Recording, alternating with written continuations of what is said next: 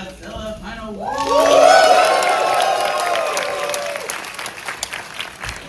We have a different kind of setup tonight. We have a Q&A before the film. So please give a huge Beyond Fest welcome to our moderator, Ground Skipper.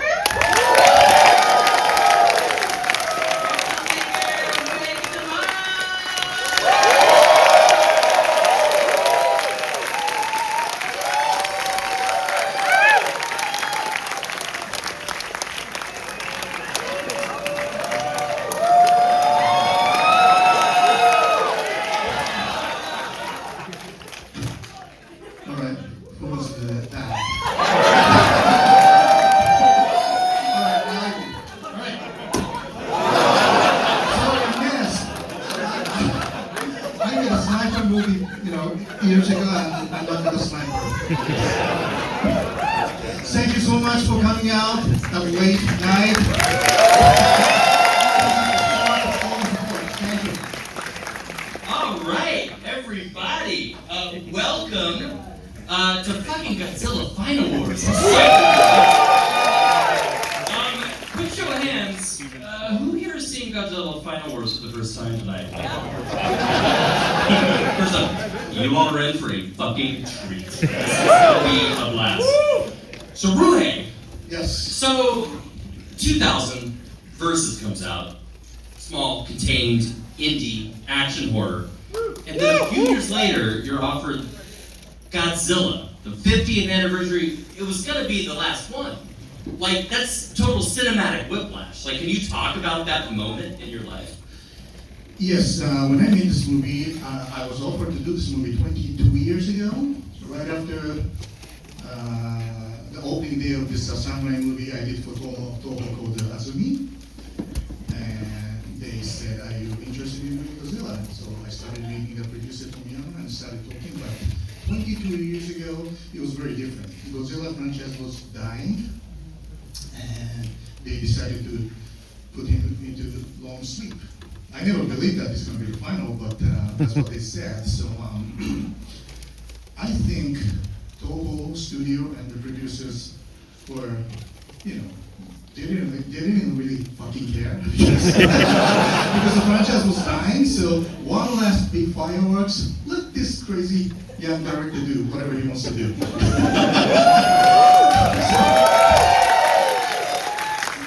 I asked him again and again, are you really sure? You know who I am. You know what kind of director I am. Are you really fucking sure about that?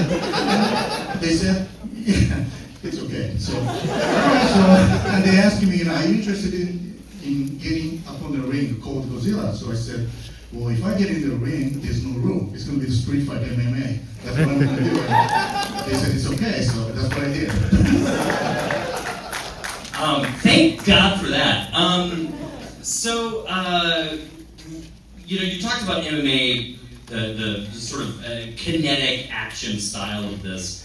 Can you talk about your approach to the monster battles? There are a lot of monster battles in this movie, spoiler alert. And I'm curious about how, as an action director, you couple the idea of these people battling and doing actual martial arts with their characters as monsters. Like, what was your approach to melding those things together? Because this was I knew that this was going to be the last Godzilla for a while, and it's going to be the biggest, Godzilla movie, and they gave me the freedom to do, basically, bring in this new energy, new pace, new take on it.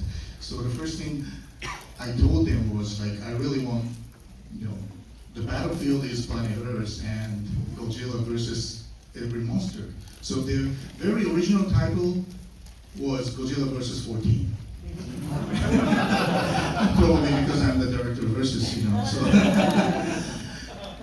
Then, I don't know at what point they decided the title to be the Godzilla Final Wars, but it made perfect sense to me because the script we were working on, it was battlefield, it was the entire Earth, and it's basically about Godzilla versus all monsters, and Captain Gordon, Tom Fry, and his kicking asses of these aliens. So I basically wanted to everybody fights everybody and destroy everything, including Godzilla franchise for a while. Because it needed to end big to do the reboot, which I really appreciate. You know, without the legendary reboot, you know, the MonsterVerse, you know, I don't think there was, you know, Godzilla -1, you know, because really the legendary reboot, you know, resurrected the Godzilla franchise. You know, so that time, but we decided, even the Toko decided, we're just gonna end big. So that's what I wanted to do.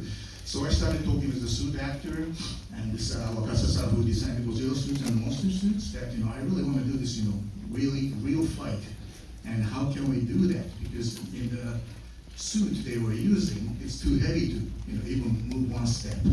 So they had to redesign and make it, you know, possible to do all kinds of action. So, and I created like insane amount of storyboard because the year before I worked on this video game called Metal Gear Solid.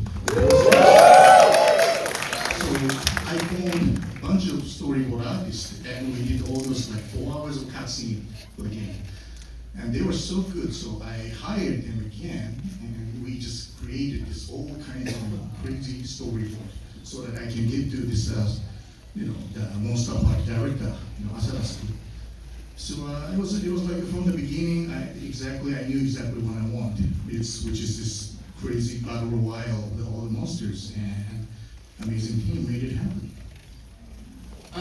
You obviously there is a lot of DNA shared with the Showa era of Godzilla films, and you know you said in the past how much you love those Showa films, and I'm curious. What is it about the Showa era of Godzilla that you love, and what was your experience with Godzilla like growing up? My favorite is Godzilla vs. Mechagodzilla. And the beauty about Godzilla is, you know, you can go, you know, it's, yes, the original movie is a very serious movie, right? And you can go all different kind of, you know, direction in this glorious 70 years of history.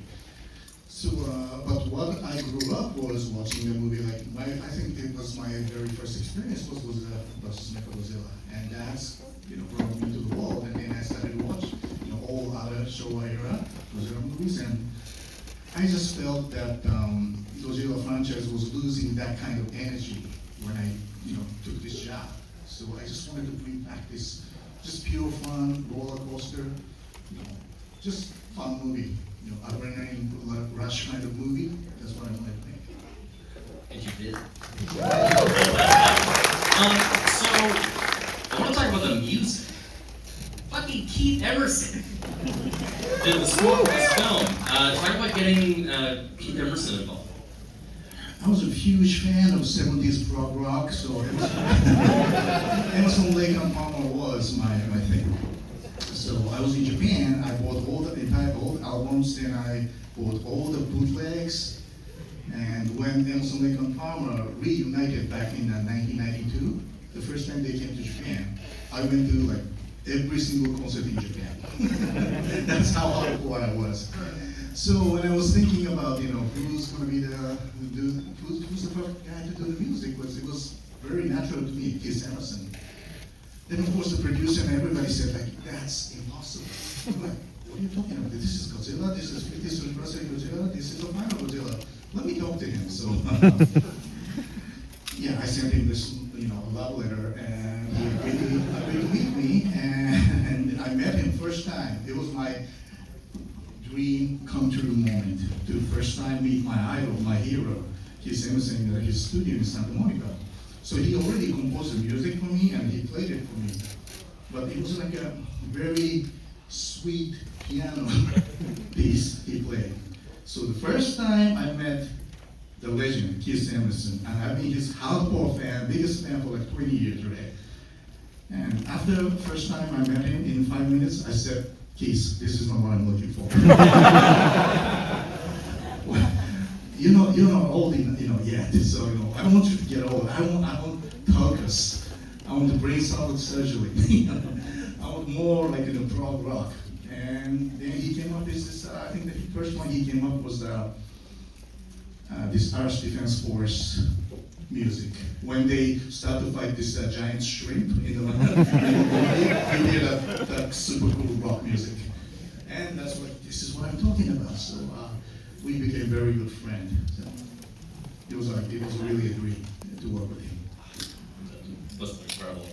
So I'm curious about, you are a master of both the big, like we're about to see tonight, and also the indie horror action space. And it's rare to see a director that's able to bridge, both of those scales so deftly. And so I'm curious if you can talk a little bit about the filmmaking process for you of what carries over from your indie work to the big stuff and vice versa.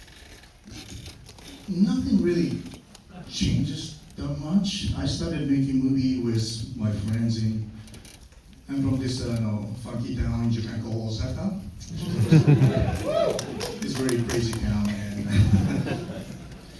yeah, I was always carrying high-end video. So when I'm hanging out in my house, just two people, I start to shoot you, then you shoot me with the camera to shoot the two of us.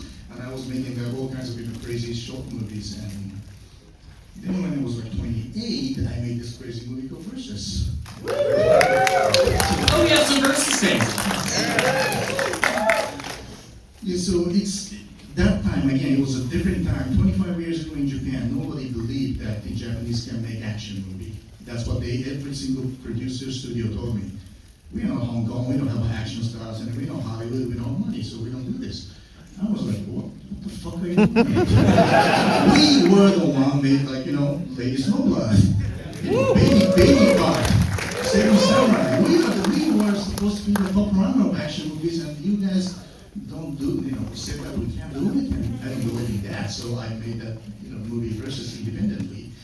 So that spirit, and luckily the Toho and the producer Tomiyama believed in me, so they allowed me to bring my crew, like my DP and my editor and everybody to do the Welcome to Godzilla Final Wars. Normally, if this is a Toho movie, you have to work with the DP from Toho Studio.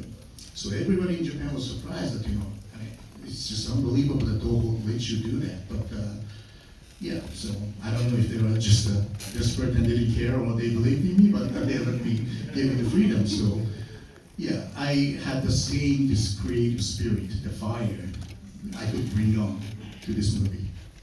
Well, let that be a word to all the studios out there. Just let the filmmakers fucking make the movie they want to make. So we have to wrap this up soon so that we can get on to this amazing movie. But I wanted to ask you, you just mentioned this, and it's really important to me as a film lover and a filmmaker, is that sense of just go out and make your movie, go out and do it. So I'm curious if you have any sort of advice or words of wisdom, or just from your experience of, somebody that wants to go out and make their verses and make their movie that they just want to make. What do you say to them? You just have to, it's all about, to me, it's all about how to keep your, fire alive. Because in real life, like you said, producer studio, then they don't give you a chance, and everybody says well, it's hard, we can't get the money, we can't get finance, we can't get that star attached. And when I was doing the Versus, it was seen in Japan 25 years ago. So I wrote the script of Versus. I went to seriously 150, every single producer, director, TV company, big studio, everybody ignored me. So I feel like I'm probably invisible, I'm not fucking invisible. So, but it didn't, put my fire out. So I said okay, if nobody gonna believe me, then I'm gonna believe in myself. And I had, a few people believe in me. My wife believed in me. My wife was feeding me. She's here, thank you. So my wife was feeding me, and my best friend was giving me money. And when I said, hey, I have to make this movie, a lot of my friends gave me money. Not rich people, 5,000 here, 10,000 here, good friend, you know. But it's a tiny, tiny budget. But I just knew that, you know. I took very serious that, you know, who believed in me when I was nobody, who was willing to help me out, who was willing to give me the money, who was willing to be the part of the movie. You know, I took it very serious. You know, so and that movie changed my life. So now, 25 years later, it's much easier to make a movie. If you have your iPhone, you can make a movie. You know, just shoot whatever you want and, you know, edit on iMovie and you know. But it's just all about, you know, what do you want to do and keep your vision alive and keep your fire alive, because in real life it's tough out there. You know, a lot of wind and rain and storm and hit you, and still, you know. I mean, we all suffered, you know, 2 years ago with the strike, you know, we thought we all gonna die. But somehow, you know, we made it, and, you know, so it's all about keep yourself alive, keep your fire alive, and, you know, just, you know, instead of complaining, instead of like, well, I don't have time to do that, you know, I don't have money to do that, just shut the fuck up and get the fuck out and do something.